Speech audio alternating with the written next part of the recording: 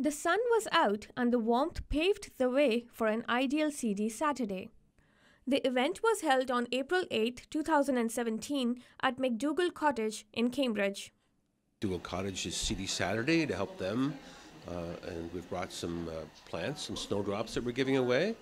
We've brought some door prizes, some prizes to raffle off, this garden watering equipment, and a free membership to the Galt Horticultural Society. We have 3 packages, and at the end of the day, we'll be giving them away.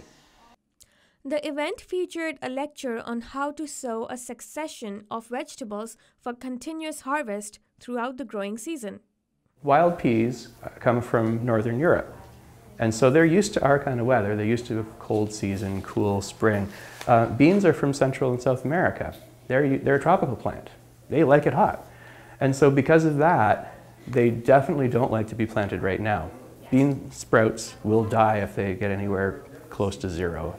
The activities available at the event were a seed swap, a kids' craft and planting area, and gardening booths. It was the perfect opportunity for attendees to learn about harvesting techniques for different plants. It has to be a little bit warmer than for peas. They don't like the soil too cold, but by the time we get to the end of April, we normally have a little bit of frost, but the frost just kind of maybe rests on the ground, maybe accumulates on some plant leaves, but it doesn't get down into the ground very much. So when you plant these, the seed will sit under the ground for a week and a half before the seeds sprout, and then you're right into May when it's starting to get really nice and warm. And the seeds will be completely safe under the ground, even if there's a frost in early May. There are varieties of wheat that were grown 80 years ago that are no longer considered to be of really economic importance because they're 80-year-old varieties. And why do we need those anymore? Except that it turns out that they can withstand dry soil, and modern wheats can't do that.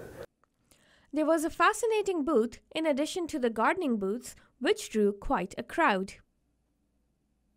My job is to bring bee awareness to everybody. So that includes kids, adults, everyone in between. And one of the ways that I do that is with my observation hive. So I take my observation hive into schools, with youth groups, that kind of thing, and events like this that we have here today. For Spoke Online, I'm Shafag Pervez.